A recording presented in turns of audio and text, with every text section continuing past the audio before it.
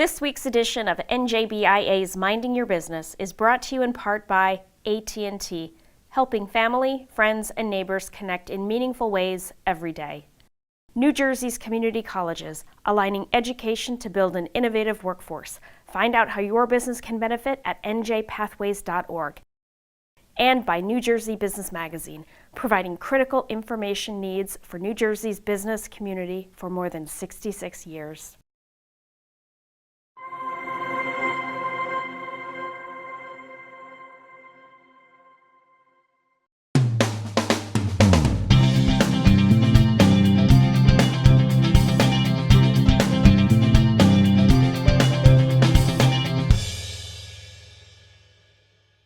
Welcome to NJBIA's Mind Your Business. I'm Bob Considine. Well, Governor Murphy is mandating that New Jersey attain 100% clean energy by the year 2035 through the state's Energy Master Plan. But a new report issued by the Garden State Initiative details the enormous challenges the state will have in meeting those EMP goals. And here to tell us all about it is GSI President Audrey Lane. Audrey, thank you so much for being here. Oh, thanks for having me today. I appreciate it. And I should say, Audrey, you're the new president of GSI, Garden State Initiative, so congratulations on your promotion. Thank you very much. Well earned and well deserved. So, the GSI report is called The Aspirations and Economics of the New Jersey Energy Master Plan. And Audrey, I figured before we get into the report itself, I'd like to know why now? Why this report now? Why is it timely? Well, it's perfect timing. So, the state is getting ready to release an update of their 2019 Energy Master Plan. Right. And they're actually holding public hearings right now. I have listened to 3 of the 4. Fourth one is coming up. And this is a topic that we are all paying attention to, both on a national level and here at home. Right. And it's exactly the time policy is being made, policy is being considered. And we thought it was perfect time to have different views on it. Great. So what was the purpose of the report? So really the purpose was to look at the pursuit of the Energy Master Plan goals. And if we think about it, there will be economic and social consequences of any energy plan, right?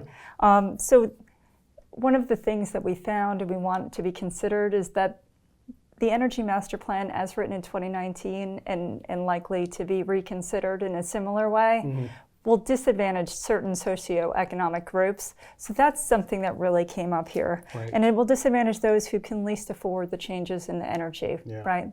And then it will also create disincentives for our businesses that we're struggling to hold on to here in New Jersey. So those are some of the key points and a few of the issues that have been floating around. I really want to put data and facts behind some of the conversations that are happening. Right. So you took a unique approach with this, which is basically to take the 7 strategies for the state energy master plan and just say what the challenges are them. So I just wonder if I can go point by point on some of them at least. Absolutely. Right. So the energy master plan strategy 1 is reducing energy consumption and emissions in transportation. What does the reality say in terms of the report? So the total analysis takes a look at steps that are made to reduce emissions, particularly with EVs.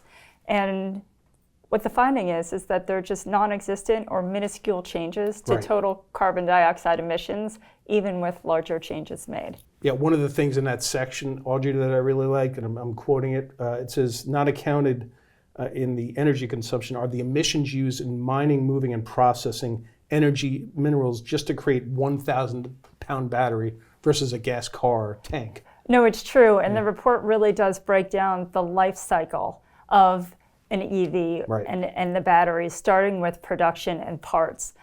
The other thing with regard to EVs is they're manufactured in different places at different times. So even the moving of the parts, there's a whole nother level of carbon dioxide emission at that time too. Yeah. So we're really not comparing apples to apples if you just look at the CO2 emissions of the life cycle of an owner having the car and driving it off the lot versus the beginning production. And that's what this report really takes a look at. Yeah, I think that's great because I don't think people think about that right off the bat. EMP strategy 2, accelerating deployment of renewable energy and distributed energy resources. What's the reality on that one? Well, it sounds like a great idea, and I think we're all in favor of a better environment for our generation and generations to come. So I can't say it's a bad goal. Yeah. You know, there's nothing, it's Sure. it's an admirable Laudable, goal. right? We Yeah. appreciate it. Yeah. But when you really look at it, when you start to bring different types of newer energies in, your solar, your wind, then the cost of energy really increases dramatically. Let me give an example. Okay. Over the past 20 years, nationally, our energy costs have gone up 20%. And not a lot changed in the past 20 years, except for that we brought in energy of different types, Right. wind and solar. Yeah. So that's the missing piece. That is the part that is increasing our cost significantly. So we need to look at the cost, and we really need to think about the impact and then the result, right? What is the return on this investment? Exactly, Is it doing what we hope it's Right. doing? It's got to make a big difference, right? EMP strategy number 3, energy efficiency and conservation to reduce peak demand. What say you on this report? So in an unrestricted economy, increased energy efficiency actually leads to an increase in energy demand.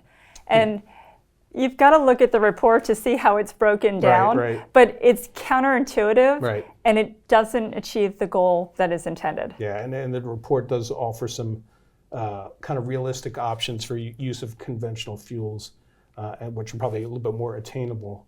EMP strategy number 4, reduce building energy use, which here at BIA, we've had a lot to deal with on that. What do you think about this? So we're past the point of where changes in building plans and implementation can make a big difference. There was a time when the tweaks had a really bigger effect. Let's look at HVAC systems. Right. They're just so much more efficient now. So if you're renovating a building, you're getting a minuscule return on investment. Right. And then again, go back to that production time, right? And the waste Right. in getting rid of an old HVAC system. So if you look at the energy holistically as a whole, Yeah. we're not getting anywhere. Yeah, right. You know, it's little tweaks that are having a tiny return on investment and a lot of waste. Yeah, and I mean, to the urgency of this, I was reading that the state energy plan calls for the installation of zero carbon emission space heating and cooling systems in 400,000 homes and 20,000 commercial properties by 2030.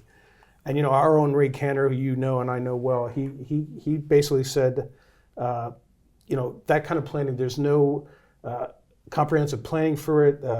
There's less costly and more efficient options, and electrification is not carbon free, just as you kind of mentioned. So I have similar statistics, and then 70% of homes, both single family, multifamily, are natural gas heated. Yeah. And it's just 20% that are other fuels. I mean, the cost goes into the billions in a hurry, and that is just another burden that is going to be on the residents of New Jersey. And the businesses And too. the businesses as well. So, All right, Audrey, EMP strategy number 5 was decarbonizing and modernizing New Jersey's energy system. What's kind of the track record on decarbonizing? the track record for decarbonizing is not very good. So it shows very small, and again, I'm going to repeating myself here, Right. small and incremental changes for a lot of effort and a lot of expense. Yeah. So it's not very good. You know, in that section, Audrey, I was reading about Germany, I think. That was a section on Germany. And I remember, like, I don't know, 18 or 19 months ago, where they were, you know, they had the crisis with the Ukraine war with the gas, but they were talking about, and they're just talking about burning wood, firewood, you know. And it was almost like they were saying, we're hoping we're going to have a mild winter. You know, it didn't seem like the best planning in the world. Right, a wing and a prayer is not a good plan. It's not. And the Germany case study in this report's really interesting. So they doubled their electric capacity in the electric grid. At the end of the day, after 20 years, give or take, what happened was there was a 2 to 3% change in the energy output and a threefold increase in the cost of energy. So It doesn't add up. it's not adding up. We're back to that track record of a lot of effort, a lot of expense, and nominal change. Yeah, and I was also thinking, like, they were kind of defending it, not to spend all day on Germany here, but like, as, you know, firewood, burning wood was carbon neutral.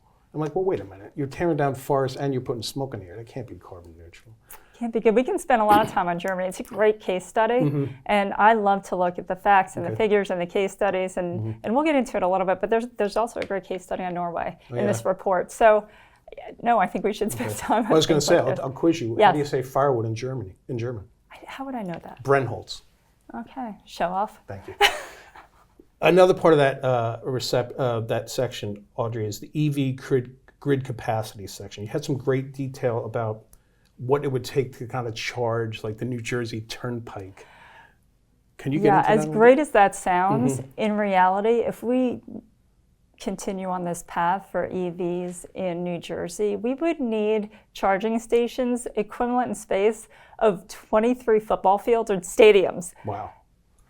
Along the New Jersey Turnpike. Now, first of all, we don't have the space. We all know that, and anyone who lives in the corridor or Turnpike would be, having a heart attack, and rightly so. But second of all, the cost of that would be in the billions. Yeah, tens of billions. Yes. EMP strategy number 6: community energy planning and action in underserved communities. What's the concern there? I have a lot of concerns in the underserved communities, and I alluded to it a little bit earlier in opening remarks, but the EVs give us concern, and we bring that up in the report. They're not designed for apartment living and lower income housing. Really, EVs are second and third vehicles statistically, for people of higher income levels. When we were doing our kind of NJBIA was doing an electric vehicle campaign, not to dismiss the use of them, but to at least not make it a mandate, because for the very reasons you just mentioned. And we heard from those underserved communities like, wait a minute, we're not gonna be able to afford this, so it is definitely an issue. And the last EMP strategy, expand the clean energy innovation economy. What's the reality with that? So there's a lot of talk about it, and it sounds good. In reality, the jobs that are being created are lower level, last stage of putting pieces together that are all manufactured elsewhere, and manufactured elsewhere where the emissions are higher and not regulated like they are in the US. So it does sound like a good idea, but then if the goal is to have more jobs and more on that level, let's pick other sectors too that have higher level, really capitalized on our strength in New Jersey, which is the level of our labor force and the intellect of our labor force and the breadth of our labor force. So there are other sectors, give it pharma and silicone and even steel. So there are other manufacturing jobs, if that's the goal, that maybe we should be courting in addition to. All right, so we've been through the 7 strategies of the Energy Master Plan. Before we move on, you brought up Norway. Can you get into that a little bit, because it was a fascinating part of the report? Again, I love the case studies in this report. I think they're tangible and they're great examples for us. Norway is an interesting case study because it's largely similar to the US, both geographically and socioeconomically, although Norway is a little bit higher than we are. 20 years ago, much like here in New Jersey, there were no electric vehicles on the road. Similar. As they started promoting electric vehicles, they got to 20% on the road, which is very high, much higher than New Jersey, which is at 2% now. Okay. And 80% of the vehicles that are new vehicles being purchased in Norway are EVs. So they really have made a dent in their fleet, if you will. But the results are there's no significant change in the fuel use, because in Norway, much like in the US, these second and third vehicles, these EVs, are using for running around town. You're going from here to there, point A, point B. You're not using a lot of gas. When you really are going to get on the road and need to get somewhere and are really using the energy to get somewhere, it's fuel. Because who's got time for 20 to 40 minutes to, and what might be a problem here if we go down this route so quickly is we're not going to have the infrastructure for it. We don't have the capacity for it right now. All right. So the report, Audrey, it does offer some realistic options for the reduction of the use of conventional fuels. What are they? And are they attainable? They are attainable, and I think closing the report with some tangible ideas for the future. It's a great way to close out any research report, and we can't just look at things in the negative all the time. Right. You know, there are good and bad ideas in the New Jersey Energy Master Plan, and there are ways to attain some of the goals. Right. The two things set forth in the report that I think deserve some attention, and I hope someone from the state gives them attention, are this.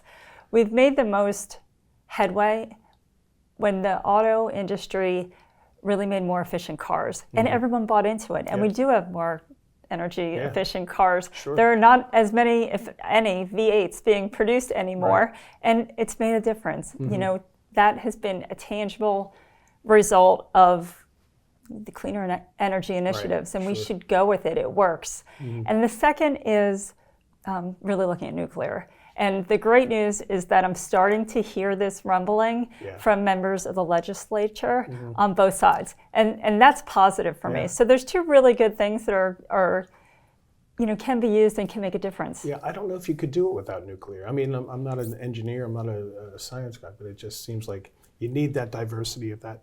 If you want to have a diversity of portfolio, you're going to have to need nuclear. And it deserves the consideration now. Yep. All right, so folks, if you want to learn about this report and many of the other research reports at Garden State Initiative, you're going to go to gardenstateinitiative.org, and Audrey Lane has a lot of papers there, and it's a great site, and you did a great job with this. Thank you, Audrey. Thanks for having me today. I appreciate it. You got it. We'll be back right after these words. Calm before the storm? No, thank you. This is Jim's time to shine. And Mike's. And Jennifer's. Helmets? Check. Drones? Check. Checking that thing we just checked? Double check. We ain't got time to chill. We're out here driving this thing. This is when we get to work. To keep you connected. No matter what. Connect before the storm. Change how we weather them. Connecting changes everything. AT&T. Welcome back to NJBIA's Mind Your Business. I'm Bob Considine. Well, NJBIA recently hosted the State of the State of Manufacturing at the New Jersey Statehouse. This was a half-day event that brought together industry leaders, stakeholders, STEM firm executives, and legislators to discuss ways to improve the climate for New Jersey's manufacturing industry. To start the day, NJBIA and the New Jersey Manufacturing Extension Program received accommodation through a Senate resolution honoring the two organizations for their Manufacturing Counts partnership. Now, that's a partnership which coordinates efforts and resources to bolster advocacy and visibility for New Jersey's manufacturing industry. Before New Jersey leaders testified to the needs of manufacturing in New Jersey, I spoke with Linda Greenstein and Michael Testa, the two co-chairs of the Legislative Manufacturing Caucus, about their thoughts on the state of manufacturing. Senator Greenstein, thank you so much for being here. State of manufacturing. We have this, I guess, every year or so. Yes. What does it mean to legislators to have this, to kind of amplify what manufacturing means in the state of New Jersey? Well, I know what it means to me, having been involved with this manufacturing caucus for the last many years. Right. And there were only a certain number of legislators that had a real interest, a very small number. Yeah.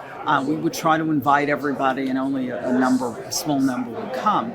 BIA began to get involved. I am very glad to see BIA and MEP completely involved together, because I think that'll help tremendously. Yeah. And to have them very involved with setting up some of these. Right. We used to set them up. Each one took a really long time to set up, and it was hard to get members there, legislative members. So I think having the people at the State House is a great idea, because the manufacturers will actually be able to find their own legislators, hopefully, and to meet other legislators. There'll just be a larger pool to draw from. Yeah. So that's one of the reasons I think it's a great idea to have it right here. And obviously the idea will be to make legislators aware of what the issues are, and this is a chance to do it. Yeah, there's a lot of noise out there, a lot of issues, so manufacturing is difficult to kind of raise to the top. What do you see as the big issue for manufacturing? Is it red tape? Is it workforce? What do you think in general? Well, workforce is part of it. That's why we've done a lot with apprenticeship programs. And people say we can't get workers, so I think emphasis on that is very important. Definitely whatever we can do with red tape. I mean, we don't want to cut out every regulation, obviously, but we want to make it easier for people to get through the system in any way we can. Right. So that's something else that we need to do more with. And there are numbers of other issues. Sometimes there are different issues in each group. Right. But we've discussed many of the issues over the last few years. We've had panels where people have enlightened us about what's needed, and we certainly have been able to provide some funding for many of the needs of the manufacturers. Last question, Senator. When we talk about manufacturing in New Jersey, how much can we wear this as a badge of honor for both our history and where we're going looking forward? I think it's great. There was a point there where I doubt that there was much emphasis on manufacturing, and I'm so glad that this started up. I think it was under Senate President Sweeney, right. and Bob Gordon was the first chair, and it really started with a look at Patterson, since there's a lot of history there, and then we went from there looking at different parts of the state. New Jersey has such a history with manufacturing, but we have to go beyond the history. We have to see what the needs are now and where we need to go from here, and it seems like we're accomplishing that. Great. All right, Senator Testa, we're here at the Legislative Manufacturing Caucus meeting, of which you're a co-chair, I believe. Yes. How important is it to have an event like this for manufacturing in New Jersey? Well, it's extremely important to highlight the manufacturers that are in the state of New Jersey. There's a thought out there that manufacturing doesn't necessarily exist as much as it does in the state of New Jersey. And I think it's really important, just like that sign on the Trenton Bridge says, Trenton makes and the world takes, that we highlight all of the various manufacturers throughout the state of New Jersey. And it's great to have a manufacturing day here in Trenton. When you're obviously in the Senate, you hear issues every day. When you hear manufacturing, what are their biggest issues right now? Is it workforce? Is it red tape? What is it? All of the above. It's sort of all of the above. I mean, workforce is a very real issue, and that's why I've sort of grabbed the bull by the horns and trying to take the initiative of highlighting manufacturing through our county college system to make sure that manufacturing is seen as a pathway back and is a very viable option, and steer some of our youngsters that aren't necessarily going to be a four-year college track student to get into manufacturing, and make them realize that they can earn a living wage, and a wage that's going to have great benefits and longevity, so that they're not only stuck in a dead-end job, but that there's room for growth. And through our county college system, they can have what are called stackable credentials. One of the things that we have going on in the state of New Jersey is a massive brain drain. So what I'm trying to do is make sure that our youngsters, we do K through 12 education, a fantastic job. But we want to keep some of those individuals here and make them learn, earn that living wage through, manufacturing. Yeah, it's almost like marketing and communications. This is as important as whatever you're doing in the legislature, like to make people know that they have this option, the young kids. Absolutely, not only the young folks, but people who are stuck in a job that maybe doesn't have any room for upward mobility, that they can make a lateral shift and go through our community college, get a 6-month certificate, maybe a year certificate, and take some time to get even a 2-year associate's degree so that they can move up and maybe obtain that that degree in advanced manufacturing that's a 4-year degree. All right, very good. Senator Testa, thanks for being here. Thank you for having me. All right, the State of Manufacturing event concluded with business, manufacturing, and education leaders explaining to the Legislative Manufacturing Caucus the challenges and opportunities before the industry in the state. Have a look. Yeah, first of all, there was a bill, the GEAR program, to bring GEAR, which was the Red Tape Commission back, Government Regulatory Reform Commission, right? And the governor vetoed that. All it is bringing people together for coordination. There's nothing political about it. It's to coordinate. And I'm going to stand up with coordination. Something that works very well is when you can have perfect coordination from the local, the county, and the state working together. When there's a bill coming through the process, we have to stop and think about what are the unintended consequences of that bill, because things happen very quickly here in Trenton. And we need to stop and think about what are the 2, 3, and 4 steps down that could have on the impact of the things that you all are advocating for each and every day in terms of innovation and lifting up manufacturers. How will a certain bill get in their way or stifle them or hold them back? When you compare to other states and the regulatory process in other states, we hear every day, particularly from this industry sitting behind me, that in another state they can get a project done in 1, 3, 5, 6 months, maybe a year on a complicated one. And here it's taking them 6, 12, 18, 2 years, and the money that's afforded to that, I know I was being kind. Yes. The money that's afforded to that is significant. And when you have Other states calling on our companies every day and saying, oh, I see you're talking about growing. There's an example in this room. I see that you were in the paper recently talking about wanting to expand your facilities. We'd love to send so-and-so from our state to come and sit and talk with you about how we can get that project done quickly and with incentives. As Michele, it's just on the state level. It's county and local. You have to go through every hurdle, and each one has a little bit different. And it's not easy. Besides workforce development, red tape is probably the biggest thing I did for manufacturing. We have companies who are wedded and embedded in this state. They've been here. They're not going to pick up all their toys and leave tomorrow. However, they're not going to grow here. And what they've done, many of these companies, they have purchased additional assets outside the state of New Jersey, a second facility somewhere else. And when the next 10, 100, or 1,000 jobs gets created, they're going to create them there if we continue to drive up the cost of business here.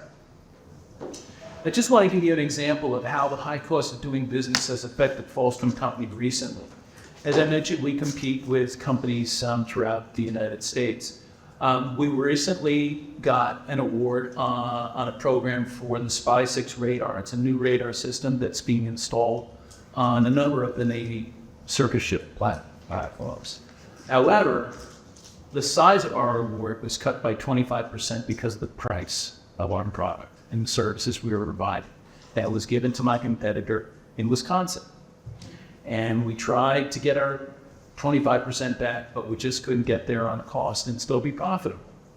So I just wanted to let you know that that particular 25% in that work was about 2 full-time jobs per year at Falstrom Development that did not come because of the cost of doing business. I want to thank you all for being the Manufacturing Caucus and for everything that you've done over the last several years. I personally, as a manufacturer, have felt heard and I have felt seen, and I have been a beneficiary. Our company, our employees have been a beneficiary of programs that I know that you all have championed and funded, and I know we're preaching to the wire, and if me and Cliff are here to give you things to bring back to your colleagues. In my spare time, I'm the mayor of Fairlawn, so I understand the budgetary issues, and I know that we have to, make priorities.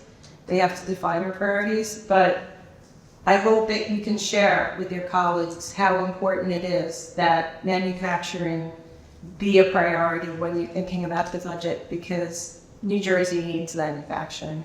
One of NJBIA's strategic plan 2030 is to call for mutually beneficial partnership with other higher-end industry everywhere.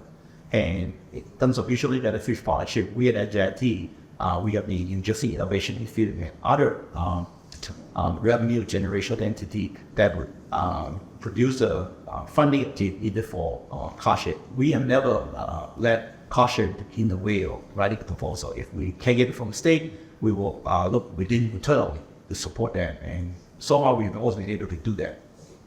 But I think there's more that we can do to build stronger partnerships between colleges and high schools. So we are committed, all of our colleges are committed to dual enrollment programs that give students an opportunity to get a taste of college, get inspired to go to college, to better align. And the vocational technical high schools are really, really important partners with us. So to get back to the whole concept of stackable credentials, we want to build a world where a high school student has college opportunity. They're earning credits that then allow them to get a leg up to go to college, to go to a community college program, hopefully, that will then help them get to an NJIT program in a stackable way. We are a state that has invested a little bit of money in dual enrollment programs. This is a small dual enrollment pilot in the state budget. But if you look at our competitor states, they're putting a lot of money into dual enrollment programs. And we could show students that they can learn things in high school at their local VOTEC high school that will get them an industry credential, that will get them college credit, that will allow them to move up. But that's an area, I think, that's really ripe for more innovative state investment and policy. All right, thanks to all the manufacturers and legislators that played a big part in a very successful State of the State of Manufacturing Day at the State House. Thank you to our producer, Vinny Stivatello. And thank you for joining us at NJBIA's Minding Your Business. We'll see you next time.